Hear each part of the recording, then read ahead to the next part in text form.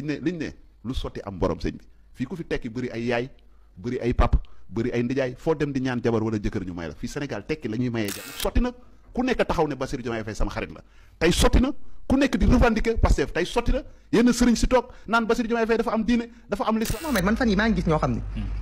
dëgg-dëgg bu gàcce doon rey ñoom dañuy soppaliku ay mbootu kii yi mbootu kii yi nu ñu koy waxee mbootu foos yi xam nga mbootu foos yi bu guddi jotee dañuy wër di raser mur yi doo leen gis ku yëngu ñu daw làqatu bëccëg nag moom sax ñu ñoo génn. salaam gars yi maa leen di jaare bu baax a baax nañ leen dem déglu ji Ibrahima Sall ak Maimouna Bousso li nga xam ne loolu lañ wax ci Bassirou Diomaye Faye ak FMI ñu dem déglu ji vidéo bi après ñu ñëwaat léegi gars yi.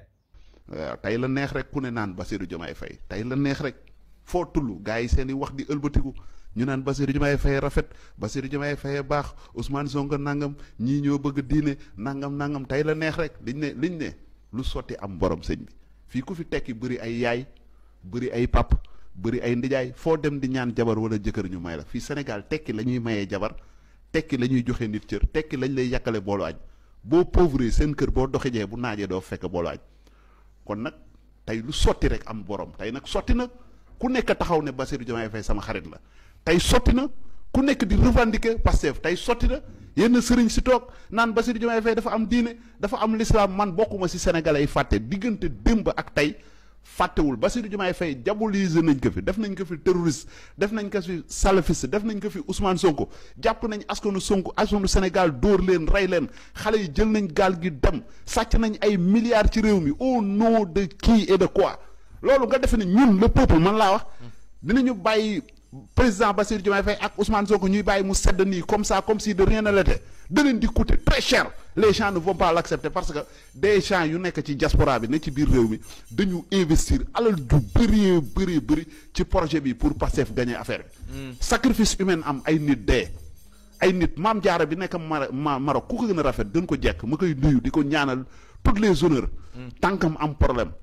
mais les influenceurs yi nekk ci diaspora bi mais est-ce que xam ngeen rôle bi bu leen Pastef bu leen defe ne nit ñi ne fii ñoo ko gagné de non ku wax loolu jum Pastef ñi porté Pastef ba tey Pastef gagné c'est la diaspora ñoo yóbbu woon Ousmane Sonko plus forest yóbbu ko assemblée nationale bu doon Ousmane Sonko damay wax bu doon comme ni Serigne Touba ne woon sama taalib yëpp mën naa ne maam Cheikh Ibrahima Fall moo ma ci njëkk a gëm Ousmane Sonko bi mu wootee ci laago politique waa Sénégal gëmuñu ko waa diaspora bi ñoo ko njëkk a gëm répondre présent nekk dinañu wane doole dinañ la jàppale mu bëri ak mu néew yóbbu la assemblée nationale waa diaspora boobu noonu ñoom ñooy ñi tax Ousmane Sonko gañ ñooñu man ma xam ci lu bëri li ñu def ci combat bi ak li mu leen ca te pourtant c'est des gens frigués ñi ma ci xam dañ yor xaalis yor kër nekk ay médecins ay agrégés am teranga am xaalis nga xam ne soxlewuñu dara Sénégal mais dañu dem ba xam ne profil bii buñ ko jàppalee réew mi change ñoom intérêt boobu rek lañ ci amoon muy nuyu Akhenaton nga xam ne dañ doon live man ak ñoom Mali. Morgan combat bu rëy la joué ci combat bi ces influenceurs là ay Wawa Visa Info Papiscoli Baleke Guigui ñooñu rôle bu am ñooñ ces xam nga man influenceur la activiste la dama xam seen doole dama xam lan mooy doole ku ñuy wax influenceur dëgg nga am public am ay nit ñu lay topp man am na ñoo xam ne Ibrahima Sall rek la ñuy seetaan su ma toogee ñaari fan ñett vidéo wu ma sax jaral na leen ñu ne ma ndax sa connexion wifi moo jeex ñu yónnee la xaalis kon koo gis am na ku ko bëgg am na ñu koy topp ñooñ c'est des gens très suivis ñoo xam ne dañuy jouer rôle bu am solo ñun démb fii la ñu fekk démb bi ñuy ne ci réseaux sociaux yi affaire yi metti trop saagante bi xasante bi dinañ ko def duñ ko def mbir bi metti ñu dàqe ay nit ñu daw génn ci réew mi loolu diggante démb ak tey dama ne fàtte xaju fi projet bi dañ ko jaay sénégalais yi ñu jënd ko prix bu cher na les xam lu ñu wax yow boo leen demee effet bi ngeen daje fa ak Macky Sall benn pàcc génne ñu naan non dañ demoon doon lebi xaalis ñu dàq leen nangam ça c'est une mauvaise communication ñu naan Macky Sall moo ne ci ginnaaw mais ma analyser la affaire bi simplement Macky Sall est un ancien chef d'État Macky Sall ancien chef d'État la point barre même bu demee ñu jox ko ay fonction yi institution boobu lay doxal doonatul njiitu réewu Sénégal amatu fi benn pouvoir fii ci njiitu réewu Sénégal ça c'est un léegi ñu teg ci balance Macky Sall ak réew bi ñuy wax réewu Sénégal ñu teg Macky Sall ci balance doon leb banque ñu teg Macky Sall teg Sénégal ñu ne banque bi lebalal Sénégal wala nga lebal Macky Sall banque bi Sénégal parce que Sénégal li muy peese dafa diis Sénégal li mu am dafa bëri donc logique accepté wul ñu ne la ministre bi dem na FMI pour lijjanti xaalis nangam ñu ne ko non duñ la jox xaalis parce que Sénégal dafa am ay garantie yu solide yu wóor am image bu rafet ñu respecté ko ci àdduna bi. que ki nga xamante ne moom la gestion wam moo indi Sénégal ci guuta gii ñu war koo càmbar yaa ngi dégg moo ñu teg tey jii 15 000 milliards yi nga xamante ne Sénégalais ñu ko war a fay. dette bi nga xamante ne moo tax tey balaa ngaa mën a xool fan ngay def sax dërëm war nga ko mën a lijjanti dërëm bi fu muy jóge kooku moo nekk tey dem FMI fa nga xam ni foofu la ñu war a dem lebi jee xaalis toog de l'autre côté jàkkaarloog les ministres sénégalais. loolu su nekkul acte bu nekk trahison acte boo xamante ne dañ ko war a xool. waxuñu ci keneen ku nekkul waa APR war nga mën a wax ba mu des yow xam nga Mohamed man fan yi maa ngi gis ñoo xam ni. dëgg-dëgg bu gàcce doon rey ñoom dañuy soppaliku ay mbóot. gis nga mbóotu kii mbóotu kii nu ñu koy waxee mbóotu foos yi. xam nga mbóotu foos yi bu guddi jotee dañuy wër di raser mur yi doo leen gis ku yëngu ñu daw làqatu bëccëg nag moom sax ñu ñoo génn parce que xam nañ ni am bu ñu génne ñu écraser leen mais ñoo xamante ne yéen a ngi nekk au pouvoir pendant 12 ans ñu jox leen réew moo xamante ne li ngeen fi def kenn mësu ko fi def yéen a koy bàkkoo ne li ngeen yëkkati ci budget li ngeen leb ci xaalis kenn mësu koo leb ñu war koo fay xamuñu encore ñaata décennie ñu fekk fii ay emploi fictif di ko càmbar pareeguñu ay dossier OFNAC di ko càmbar pareeguñu ñu war a mën a xool nan la ñuy respirer yéen a war a toog naan président Macky Sall ma nga woon toog fee FMI jàkkaarloog ces ministres da nga xamante ne ministres sénégalais en tant que médiateur mais quand même il était face à nos ministres foog naa ne nag la honte ne tue pas quand même dans ce pays là léeg-léeg sax doo bëgg mais il faut nga génnee tuuti pompe kafaar jaajëf gars yi ginnaaw bi ngeen dégloo Ibrahima Sall Maimouna Bousso bu pare dégg ngeen bu baax a baax li nga xam ne loolu lañ wax mais balaa ñuy ñëw ci commentaire yi dama bëgg ngeen di abonné di like vidéo bi di partager comme ni ngeen koy defee yéen a ma gën a xam dañuy njëkkee ci ki nga xam ne mooy Ibrahima Sall Ibrahima li nga xam ne loolu la wax dëgg bu wér péng la Ibrahima Sall nee na Bassirou Diomaye Faye tey la neex rek gars yi commencé jege waa Pastef commencé jege ki nga xam ne mooy président Bassirou Diomaye Faye commencé kaa taggal ay maamam naan ko Bassirou Diomaye Faye ku baax la Bassirou Diomaye Faye ku am diine la Bassirou Diomaye Faye ku yaru la tey la affaire yi neex rek wax jooju noonu commencé jóg quoi mais sama gars est-ce que mos ngeen dégg koo xam ne wax na ci Bassirou Diomaye Faye lu rafet quoi comme gars yi am na ñu doon wax ci Ousmane Sonko lu rafet ndax gars yi xam nañ sëriñu Ousmane Sonko xam nañ ne day dem Touba. tey nag la affaire yi neex ku nekk commencé jóg ku nekk commencé génn naan kii ku yaru la kii ku am taalibe la kii dugg na fii lu nekk daal nit wax na ko ci lu rafet ci Bassirou Diomaye Faye quoi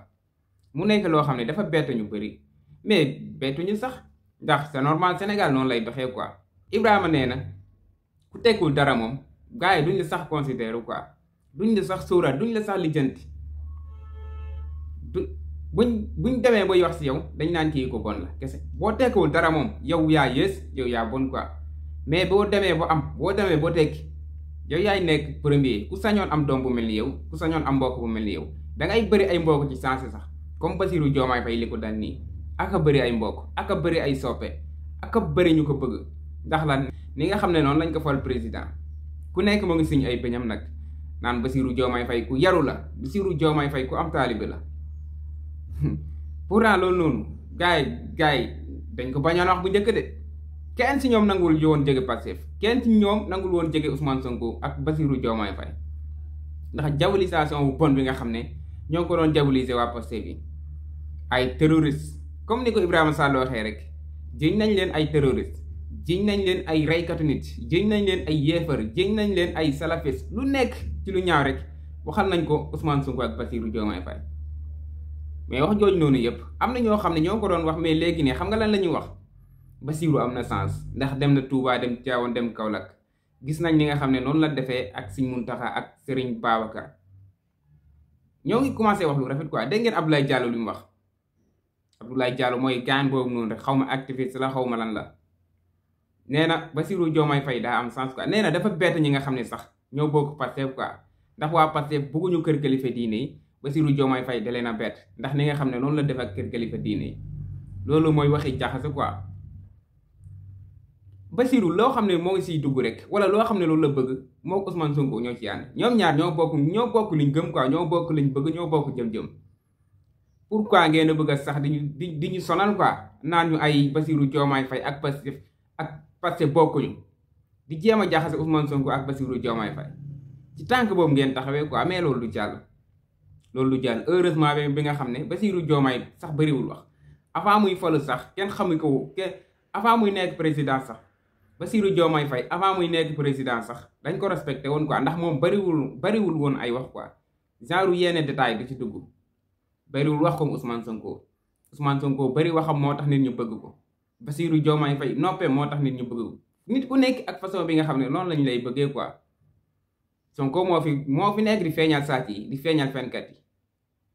loolu moo tax ñu bëgg ko Bassirou Diomaye moo fi nekk noppi boole kook liggéey boole kook jub-jubal moo tax ñun ñu bëgg ko noonu la fa dem comme ñaar ñooñu noonu pour nga jaxase leen ba ñoom ñaar ñu séparé wu loolu du mën a nekk xalaatuñu loolu sax Ibrahima Sall nag li nga xam ne loolu la wax yëpp dëgg la yéen ñëpp dégg ngeen ko moom kooku noonu moom dama kaa bëgg quoi nitu dëgg la mos a doon tamit jaraloon na ko mu tayli fii njabootam bàyyi fii yaayam bàyyi fii baayam bàyyi fi ay doomam quoi dem exilé wu Mali ndax lan dëgg bi nga xam ne moom ko doon teewal bu gaa yi jël ko bu gaa yi boole ko ci liste bi nga xam ne moom ñoom lañ waroon a yóbbu prison dawul de jàmbaartewul dafa wuti woon doole rek mais ñëwaat na yàqalu ko dara wàññiwu ko dara tamit gën a renforcer xam-xamam comme ni ko Ngagne Demba Touré defee woon rek xeex bi yàgg naa leen wax ne dafa bëri ay façon quoi bu jaree génn réew mi sax gars yi dañuy dem génn réew mi pour gën a liggéey mais jamono boobu noonu buñ tëjoon waa Pastef yëpp kan mooy nekk si biti di wax du loolu moo taxoon El Malick nangu ñu takkal ko bracelet bi buñ ko tëjoon comme ni ñu tëjee ñoom Ousmane Sonko kon kan mooy nekk di wax ci turu Pastef temps yooyu noonu mais yàlla baax na tey la affaire yi neex rek ku nekk ubbi gémmiñam du wax rek tey la affaire yi neex comme ni ko Ibrahima Sall waxee dégg ngeen bu baax a baax tamit li nga xam ne Maimouna Bousso wax na ko muy dëgg bu wér péng jafe-jafe yi nga xam ne Sénégal nekkee na ko yëpp ak ndóol bu métti bi yëpp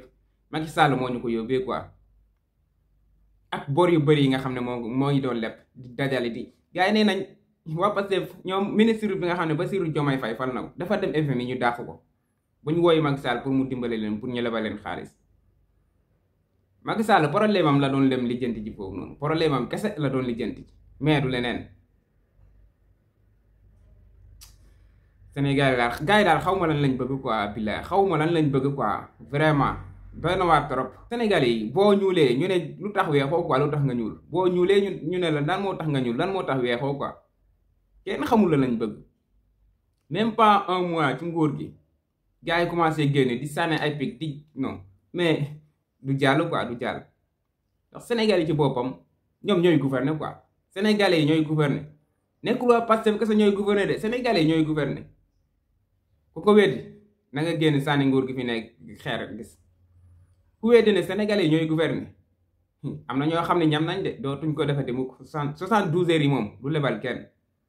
ku ko weddi waxal waa nguur gi xool wax leen dara rek xool dootoo ko defati waxal Diomaye wala ngay wax Sonko dara rek loo war ta wax dootoo ko defati mukk moo tax du Diomaye ak Sonko rek ñooy gouverner de ñun ñëpp dañuy gouverner fu séeni nag jàkkaarloog opposant yu bees yi nii duñ leen may dara duñ leen lebal dara tamit loo leen baax danañ ko ngeer jaajëf gaay maa leen di sant bu baax a baax abonné leen di aimer vidéo yi yéen a ma gën a xam sama gaay ba ci beneen vidéo jaajëf